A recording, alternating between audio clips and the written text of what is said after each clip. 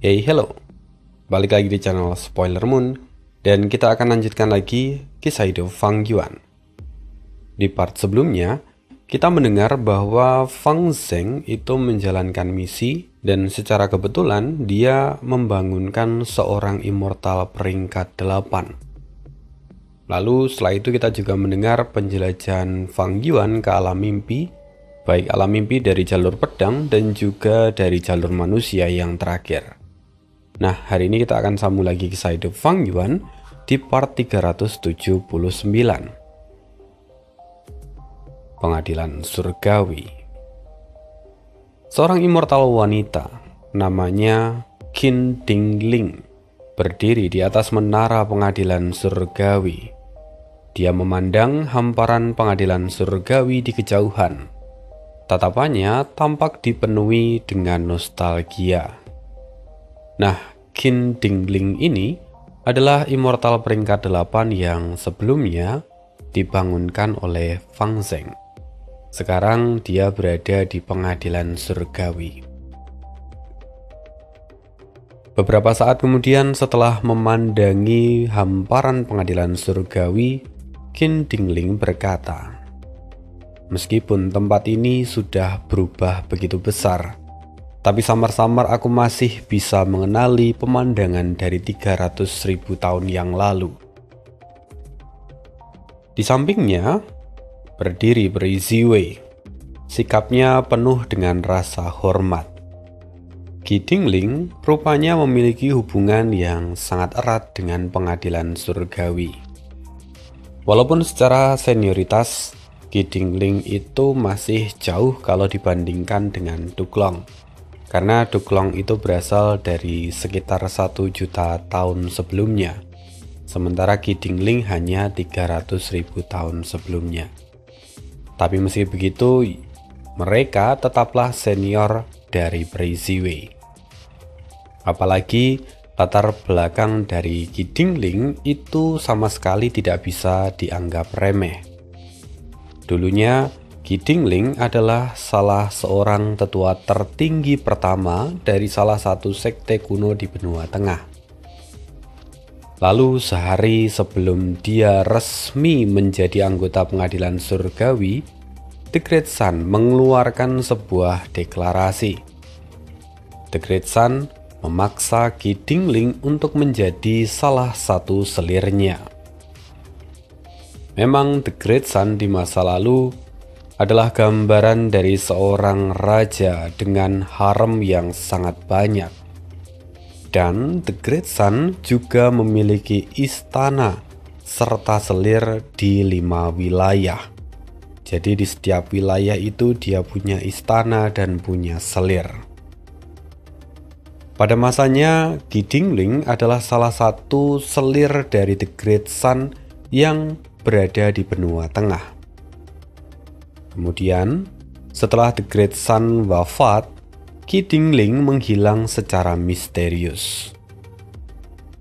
Peri Ziwei pun tidak tahu kemana perginya Qin Dingling, karena di dalam catatan sejarah, keberadaannya memang tidak pernah disebutkan. Bahkan, Peri Ziwei pun bertanya-tanya dalam hati.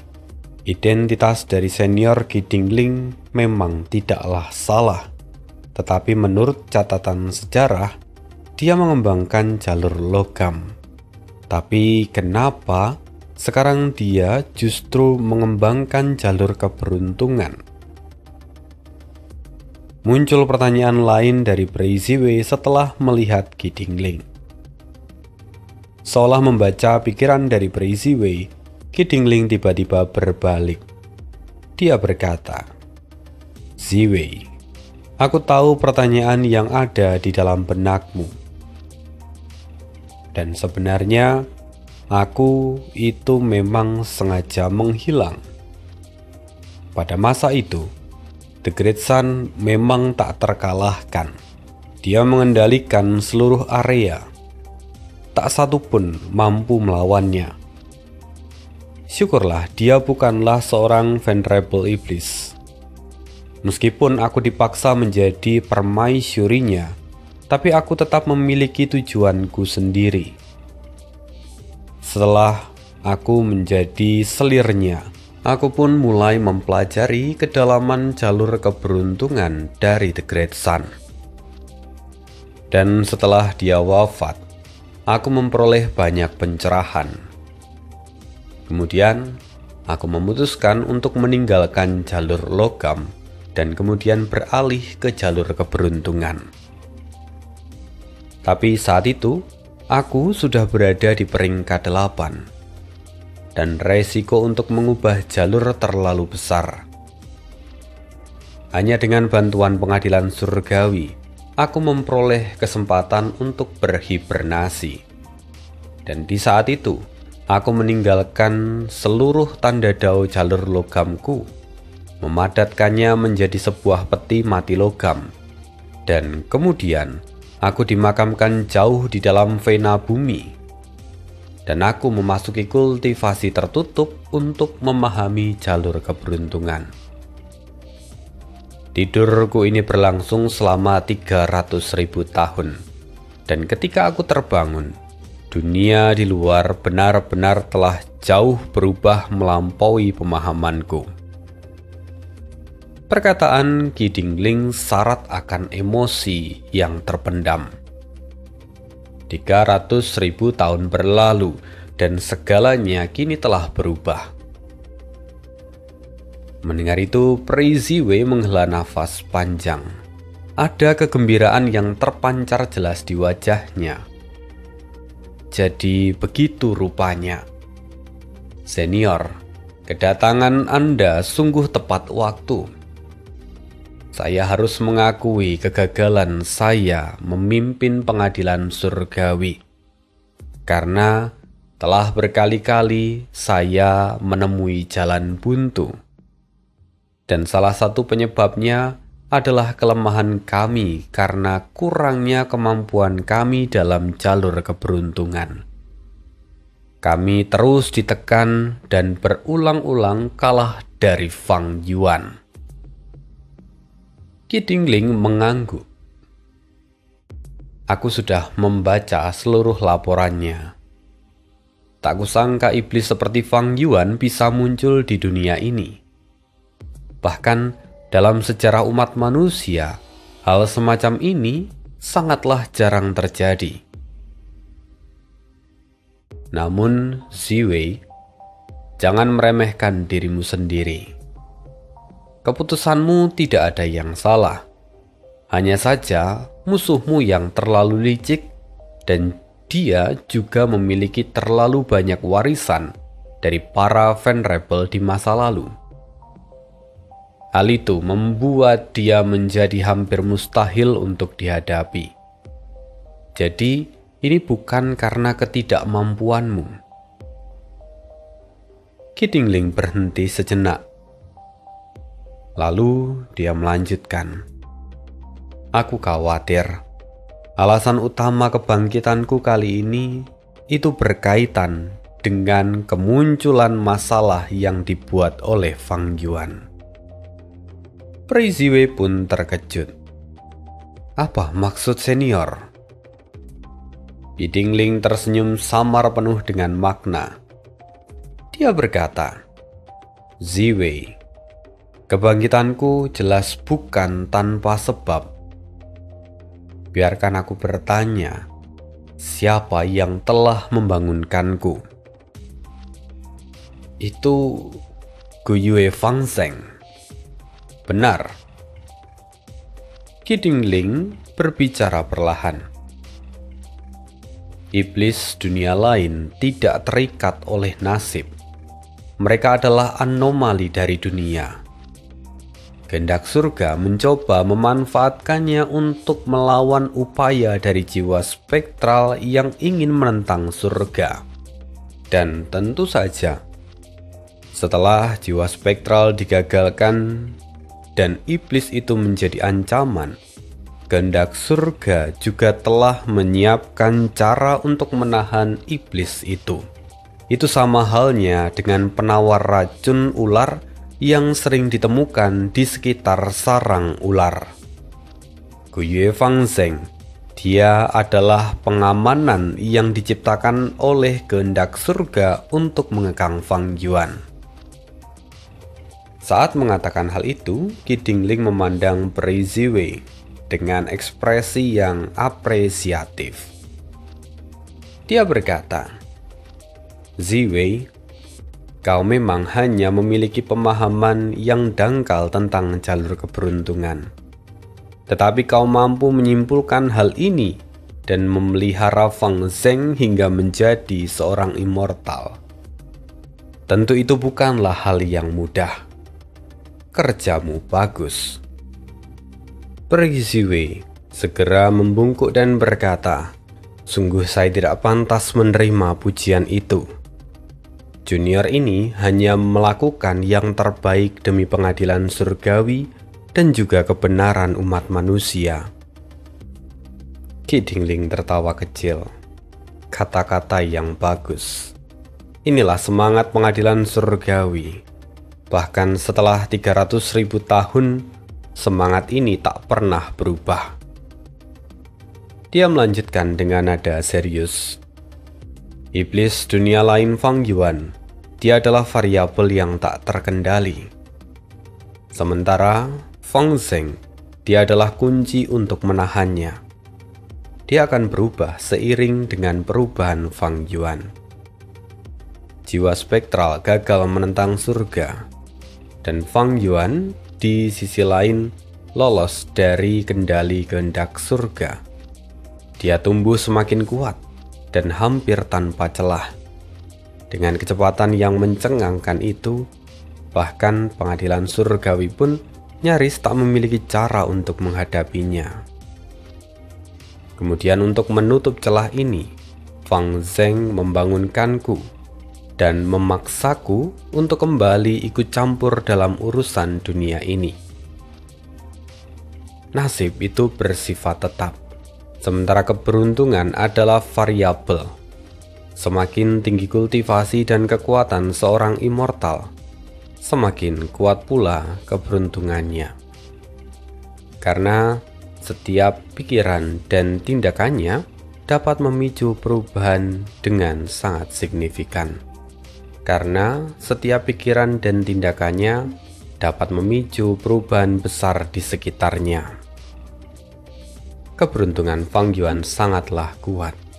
Namun dengan memelihara Fang Zheng hingga menjadi immortal, kau telah menciptakan variabel yang cukup besar untuk membangunkanku dan menekan momentum Fang Yuan saat ini.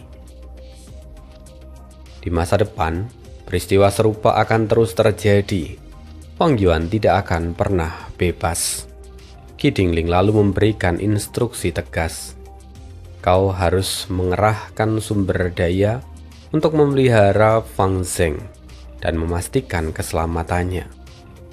Selama kita memilikinya, kita bisa mengikuti pengaturan dari kehendak surga dan kemudian mencapai hadiah besar dari usaha yang kita keluarkan.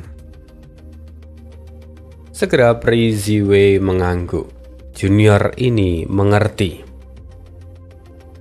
Selama ini kemajuannya dalam menangani Fang Yuan sangatlah terbatas. Fang Yuan terlalu licik dan terus bersembunyi. Hingga hal itu membuat Peri Ziwei hampir tak mampu melacak keberadaannya.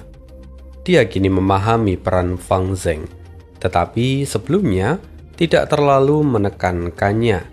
Dia percaya pada kekuatan pengadilan surgawi, menganggap pengaturan terhadap Fang Zheng hanyalah sebagai langkah cadangan.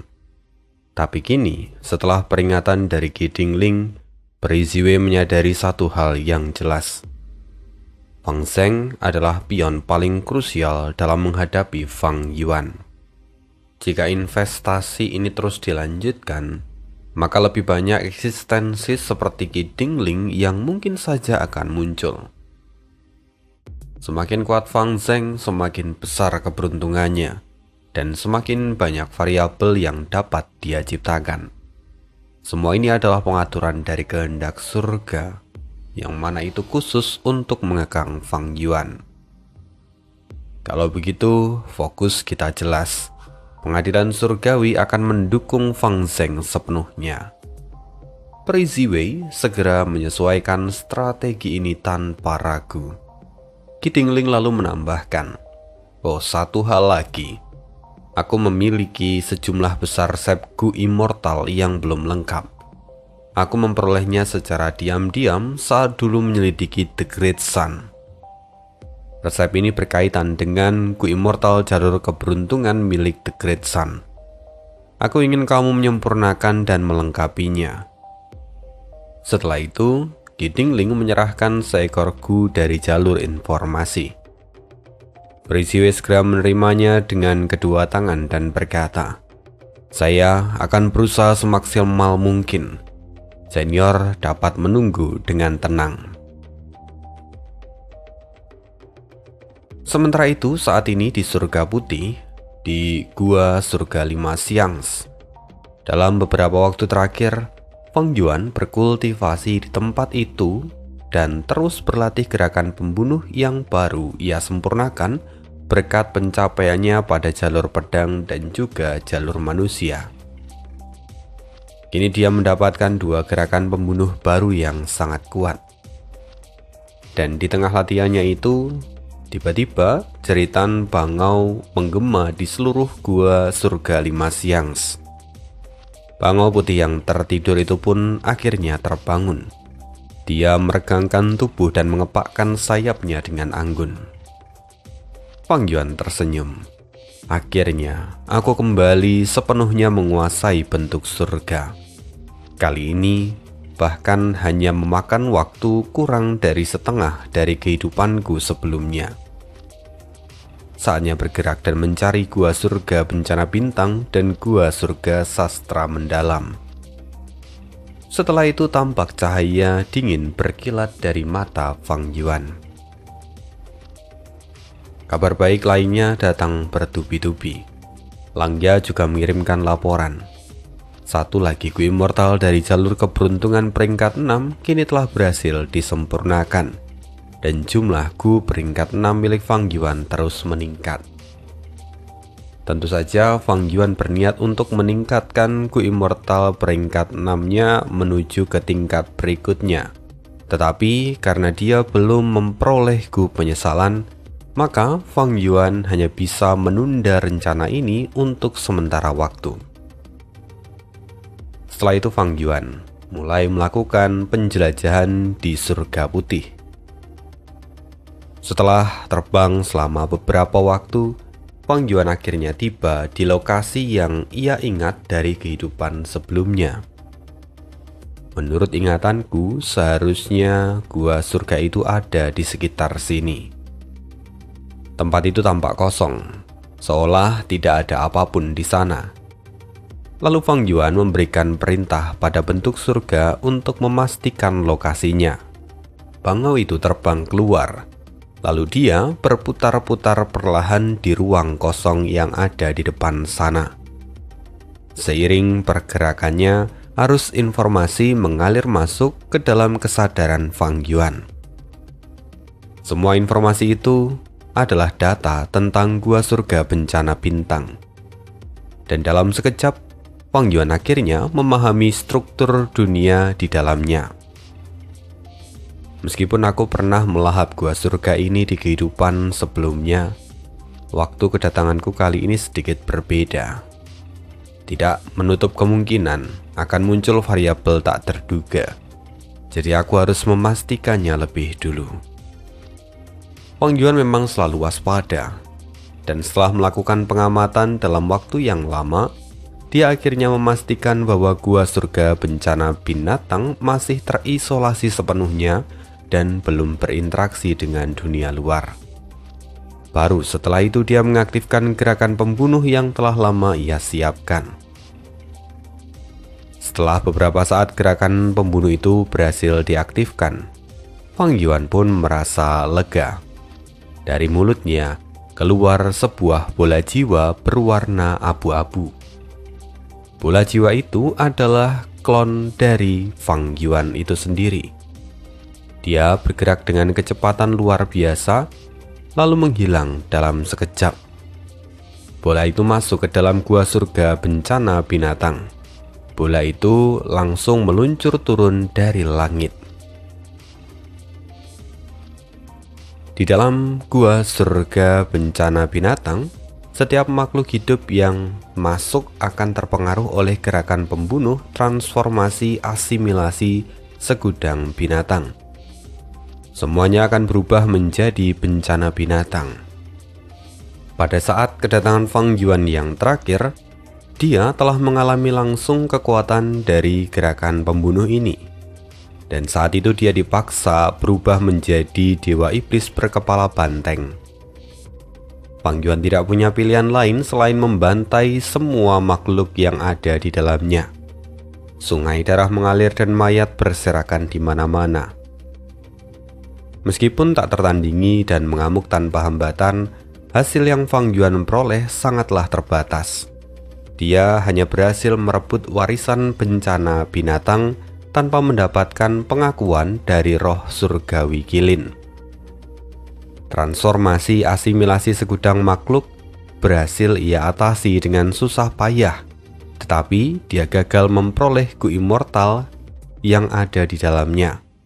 Dan dia bisa dikatakan hanya memperoleh setengah dari warisan yang ada di sana.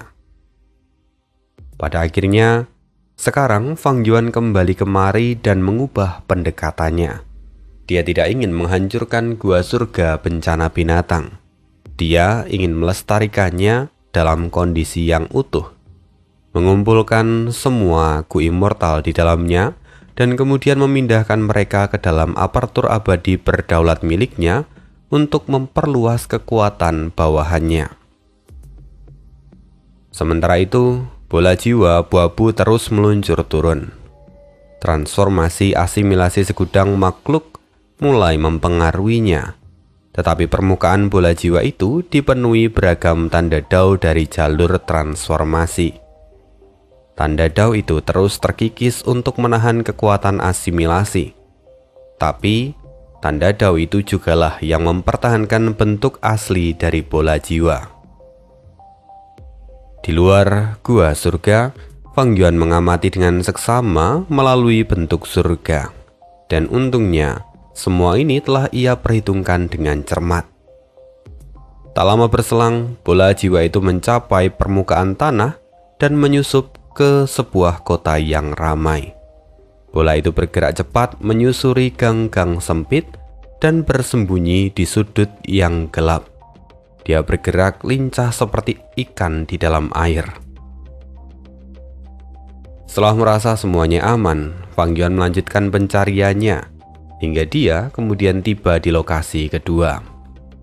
Di titik ini Fang Yuan juga melakukan tindakan yang serupa. Dia melepaskan bola jiwa ke dalam gua sastra mendalam untuk melakukan pendekatan yang lebih baik dari kehidupan sebelumnya. Setelah pengaturan itu selesai, tubuh utama Fang Yuan lalu kemudian kembali berlatih. Dan untuk bentuk surga, dia dibiarkan tetap berada di surga putih untuk melakukan penyisiran lainnya.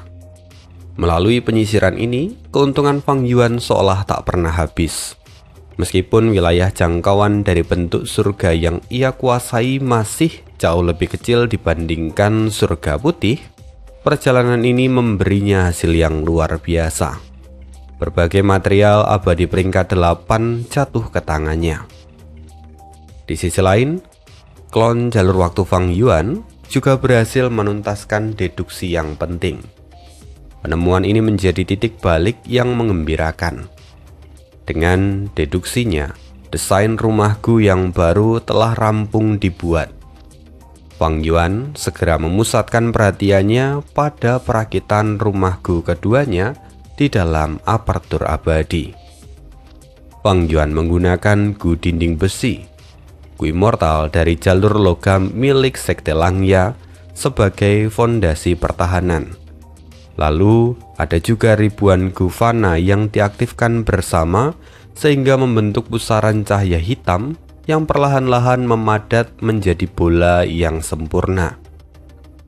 Dengan menggunakan api abadi yang membara, bola hitam itu seolah disucikan hingga berubah menjadi cahaya emas cemerlang. Kemudian, bola itu ditempa kembali oleh mata air yang jernih dari jalur air dan jalur kebijaksanaan. Di dalam bola emas itu, Gu berputar seperti meteor, bergerak kacau namun teratur, menandai lahirnya struktur dari rumah Gu yang stabil. Pada saat yang krusial itu, Fang Yuan lalu mengeluarkan Gu Immortal dari jalur makanan, Gu memasak. Gu ini adalah hasil rampasan dari perbatasan selatan. Gu ini juga membuka jalan bagi tahap perakitan berikutnya dan memperkuat fondasi kekuatan dari rumah Gu agar terus berkembang. Begitu Gu memasak menyatu, bola emas itu langsung mengembang 2 kali lipat, menandai tekanan besar yang harus dia tanggung. Keringat dingin mulai membasahi tubuh Fang Yuan, tetapi rintangan tersulit pada tahap pertama sudah berhasil dilewati. Merakit rumah Gu adalah proses yang berisiko tinggi, jauh melampaui kesulitan dari menggunakan gerakan pembunuh. Sedikit saja kesalahan terjadi bisa memicu serangan balik pada immortal penggunanya. Bahkan mungkin juga menghancurkan Gu pendukung yang dia gunakan sepenuhnya. Karena itu Fang Yuan melangkah dengan hati-hati, menambahkan satu persatu Gu Immortal dari jalur keberuntungan ke dalam bola cahaya itu sebagai antisipasi. Kemudian dengan pencapaian jalur keberuntungan dan juga jalur formasi, serta intuisi kuat dari Fang Yuan, akhirnya Fang Yuan bisa menyelesaikan penyesuaian ini dengan cepat. Kurang lebih sekitar setengah bulan waktu di dalam apertur abadi berdaulat, usaha itu membuahkan hasil. Bola cahaya emas meledak perlahan, menyingkap sebuah rumah Gu yang baru saja dilahirkan. Berbeda dengan kapal perang ribuan tahun yang megah, rumah Gu ini lebih kecil dan ringkas. Kira-kira ukurannya hanya sebesar kuali biasa.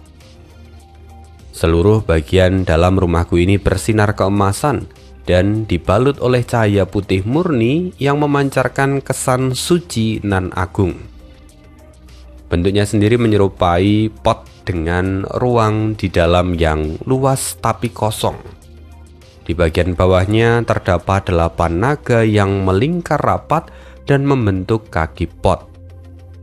Kepala para naga itu menggantung di bibir pot. Mata mereka terpejam seolah menunggu saat untuk terbangun. Inilah rumahku peringkat 6, pot keberuntungan memasak. Meskipun Fang Yuan menggunakan Gu Immortal peringkat 7 sebagai Gu pendukung, tetapi Gu inti dari rumah Gu ini tetaplah berada di peringkat 6. Dan karena itu, peringkat rumah Gu ini menjadi sedikit lebih rendah. Tetapi, rumah Gu ini tercatat di dalam warisan sejati The Great Sun. Klon jalur waktu Fang Yuan telah menyempurnakan dan memodifikasinya. Jadi jelas bahwa rumah Gu ini berasal dari jalur keberuntungan. Rumah Gu ini memang tidak dirancang untuk membawa immortal ke medan perang. Ukurannya kecil dan kegunaannya bersifat khusus. Bahkan fungsinya bisa dikatakan mirip dengan papan catur konstelasi bintang. Nah, sekarang tibalah saat untuk menguji rumah Gu ini. Fang Yuan mulai mengalirkan esensi abadinya, dan kemudian pot keberuntungan memasak mulai bergetar. Pot itu berubah menjadi seberkas cahaya keemasan yang terbang ke atas kepalanya dan menghilang dari pandangan.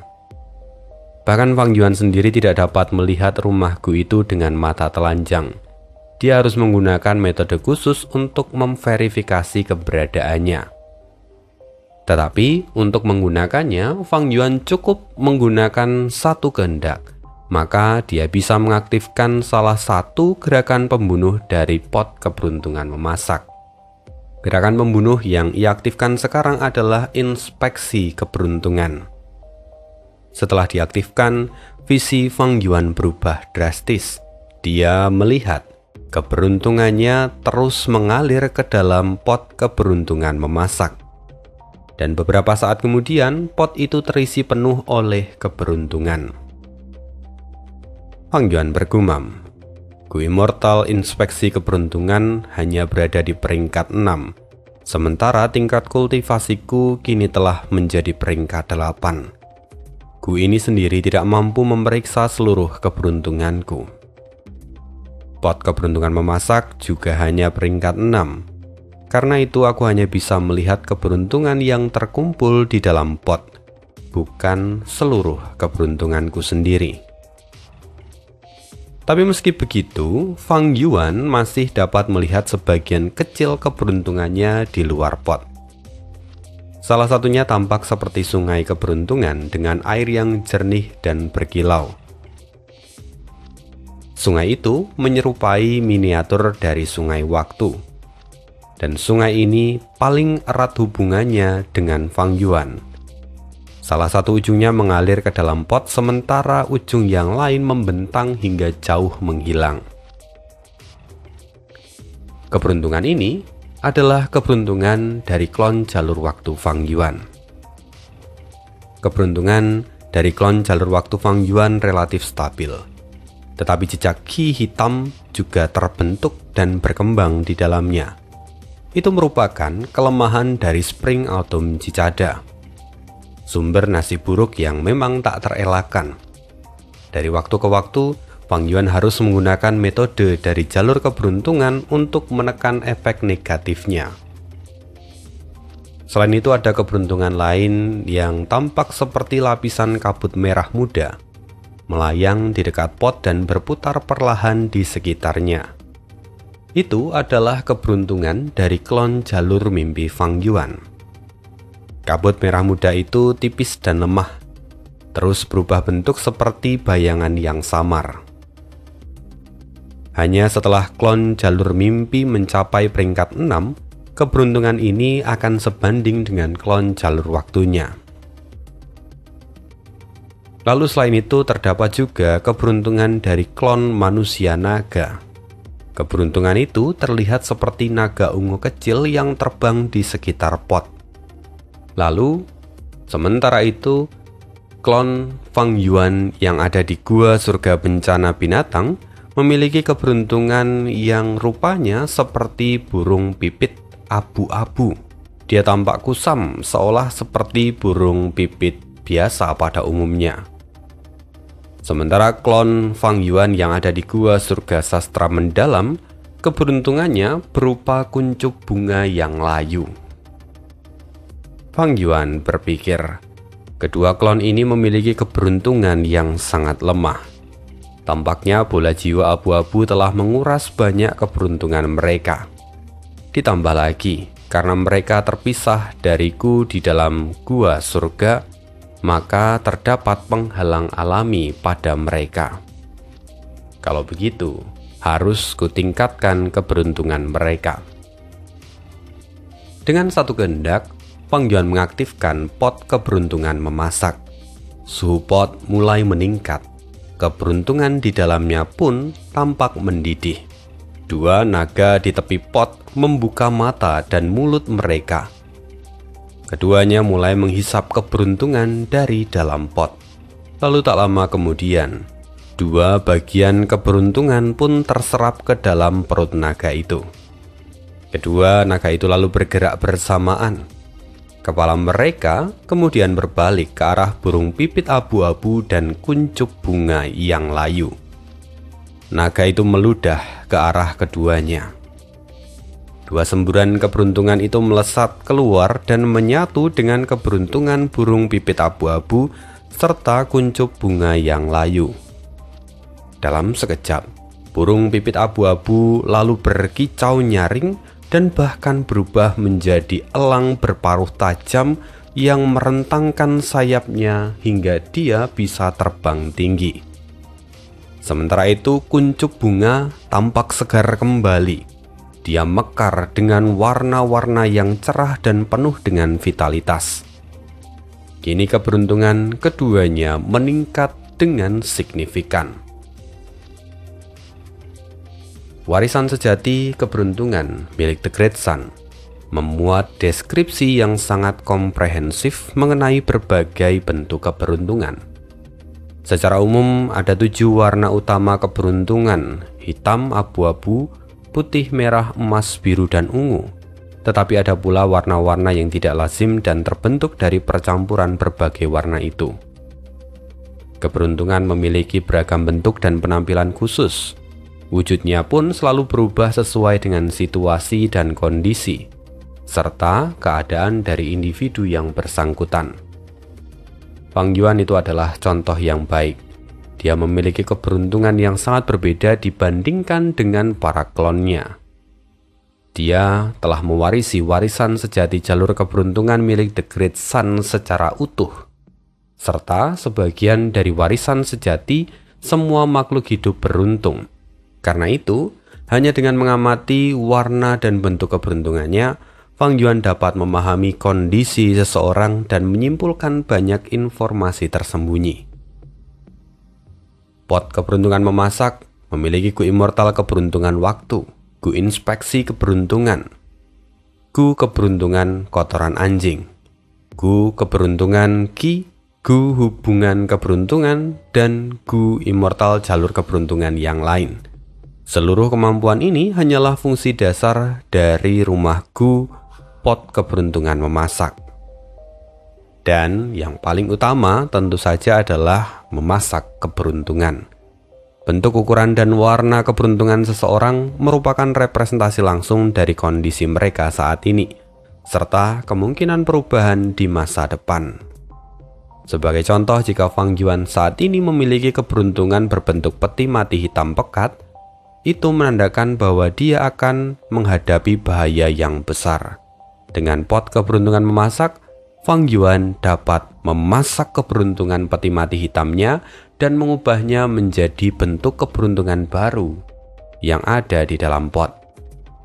Misalnya keberuntungan berkelimpahan ataupun keberuntungan bunga persik. Warisan sejati keberuntungan dari The Great Sun berfokus pada penelitian keberuntungan individu serta metode untuk memodifikasinya. Pot keberuntungan memasak merupakan karya puncak dari warisan sejati itu.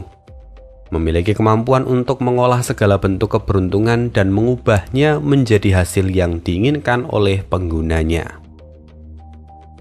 Fang Yuan bergumam, namun tingkat kultivasiku sekarang sudah peringkat 8, sementara pot keberuntungan memasak masih peringkat 6. Pengaruhnya terhadap keberuntungan pada tubuh utamaku sangatlah terbatas. Sebaliknya, untuk klon-klonku berbeda. Yang tertinggi hanyalah peringkat 7, sementara sebagian besar yang lain masih berada di tingkat fana. Dengan keberuntungan memasak yang telah kugunakan sebelumnya, perubahan dan efeknya terlihat dengan sangat jelas. Fang Yuan telah mengujinya. Dia melihat bahwa keberuntungan dari 2 klon miliknya berkembang dengan luar biasa.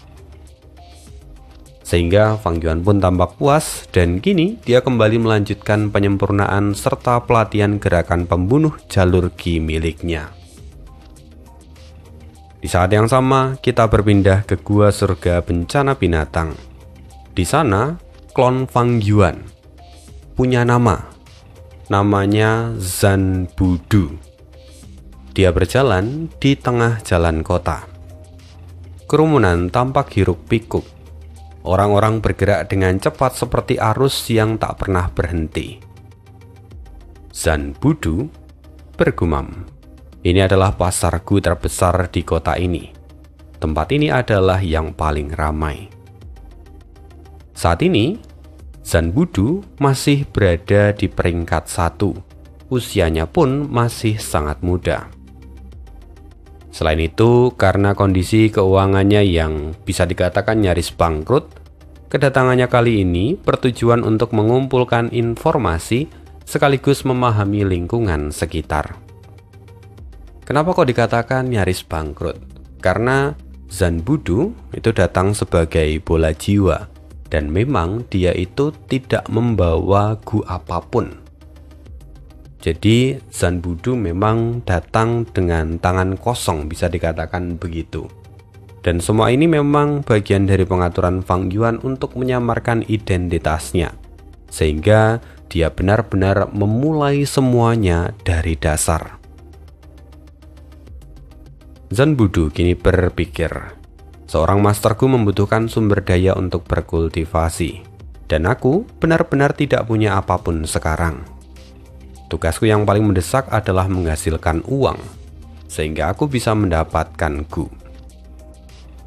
Wajah Zanbudu memang tampak muda dan polos, tetapi di dalamnya itu tetaplah jiwa Fang Yuan dengan semua pengalaman yang dia punya.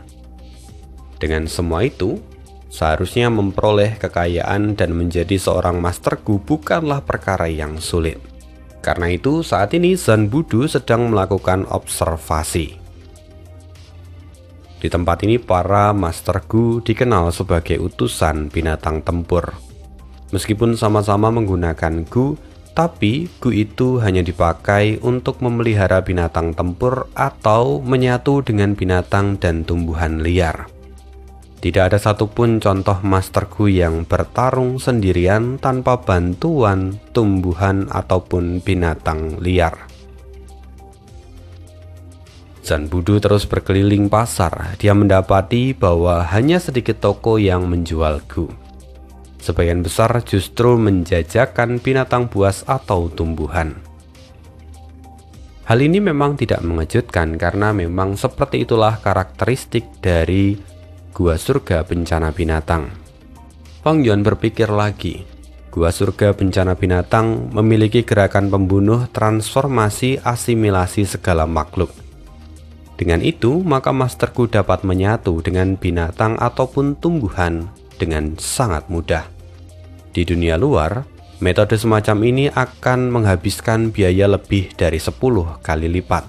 Karena itu, di dunia luar, metode kultivasi ini terkubur perlahan oleh sejarah. Jadi, di masa ini, di luar Gua Surga Bencana Binatang, tidak ada lagi orang yang mempraktekkan metode kultivasi ini. Tapi berbeda dengan yang ada di dalam Gua Surga Bencana Binatang. Karena semua ini memang disetting oleh pemiliknya di zaman dulu. Bahkan pemilik, atau kita sebut saja Immortal Bencana Binatang, dulu tewas setelah menderita luka berat akibat kesengsaraan abadi pertamanya. Semasa hidup, dia telah mencurahkan upaya besar dalam membangun Gua Surga ini.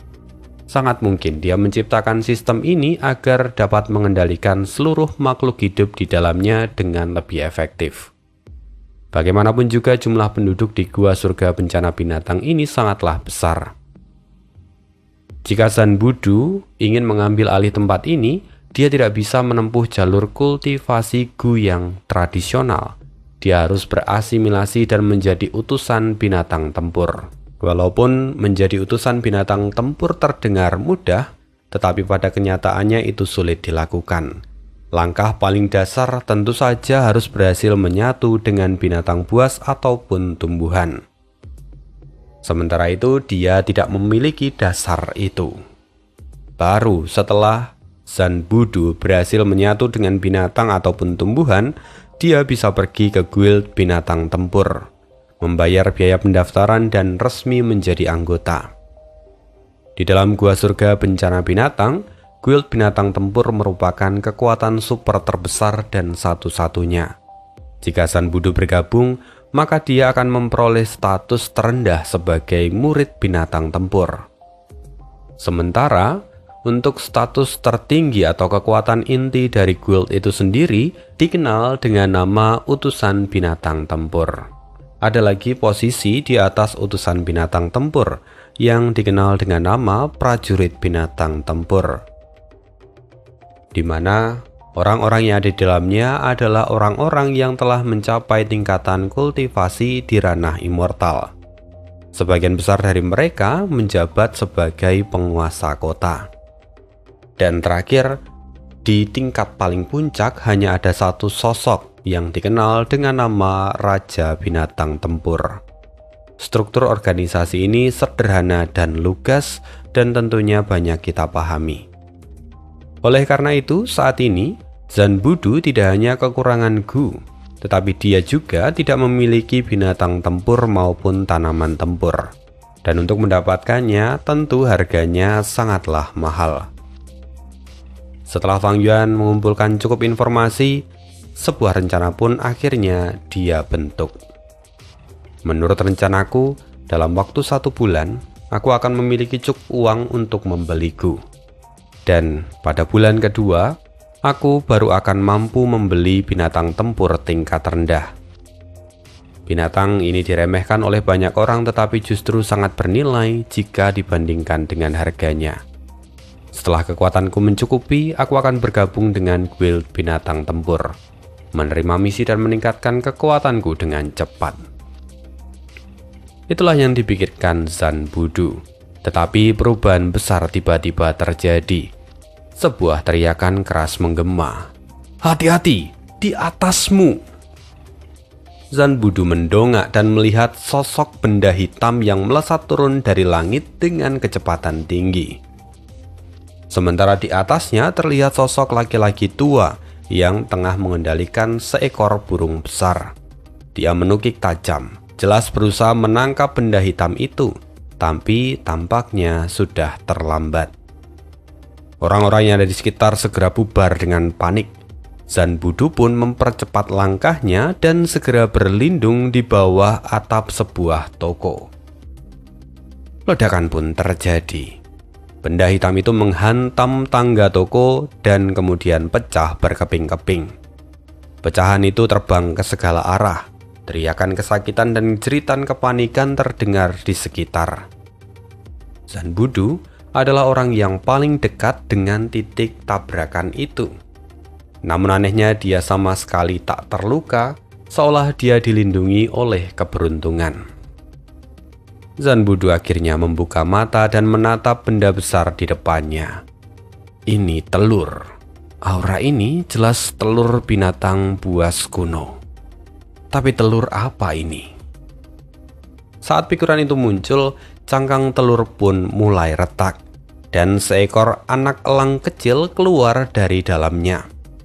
Elang muda itu menoleh ke arah Zan Budu dan berkicau pelan. Elang itu lalu melompat ke arah Zan Budu dan mematuk pipinya dengan paruh kecilnya itu. Sementara itu, laki-laki tua yang menunggangi burung besar di atas akhirnya mendarat di tanah. Wajahnya dipenuhi keterkejutan. Bagaimana ini bisa terjadi? Dia tak menyangka kalau burung kecil itu selamat dan bahkan terlihat sangat dekat dengan Zan Budu. Melihat itu, Zan Budu segera sadar. Dia tahu bahwa orang tua ini adalah seorang immortal. Dia tak berani bersikap sembrono dan segera memberi hormat. "Salam, leluhur. Nama saya Zan Budu." Sebelum laki-laki tua itu sempat bicara, si anak elang yang berada di pelukan Zan Budu justru terbang ke arahnya dan menepuk-nepuk punggungnya dengan sayap kecil itu. Ekspresi orang tua itu tampak sangat rumit. Dia menatap elang kecil itu lalu mengamati Zan Budu dengan seksama. Orang tua itu tampak menghela nafas panjang. "Pasanganku telah mengandung selama 30 tahun. Hari ini akhirnya dia bertelur. Secara kebetulan telurnya jatuh di sini dan menetas menjadi elang ekor panah yang muda. Kamulah orang pertama yang dilihatnya, jadi dia menganggapmu sebagai kerabat terdekatnya." Zan Budu tertegun. Dia segera melambaikan tangannya dengan gugup. "Leluhur, saya minta maaf. Saya sama sekali tidak bermaksud." Orang tua itu tertawa kecil. "Ho, namamu Zan Budu. Mulai hari ini aku akan memanggilmu Duer." "Duer, jangan tegang. Aku tidak menyalahkanmu. Justru akulah yang seharusnya meminta maaf. Telur itu hampir mencelakakanmu tadi." Orang tua itu terdiam sejenak. Lalu kemudian dia melanjutkan. Ini sungguh seperti pengaturan takdir. Kalau cucuku masih hidup, harusnya usianya sama sepertimu sekarang.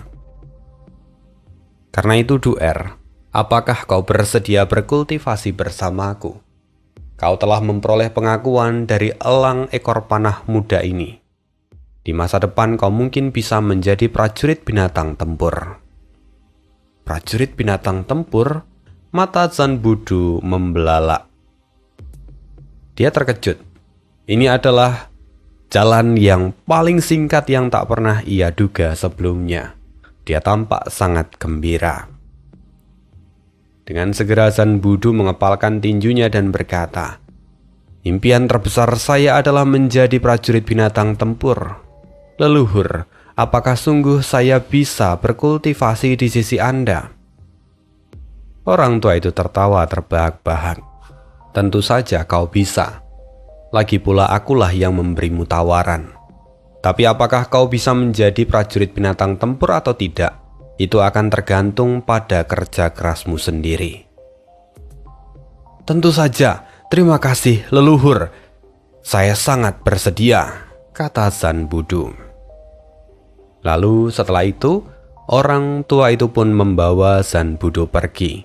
Keduanya menaiki elang ekor panah dan segera terbang menjauh, menghilang dari pandangan semua orang.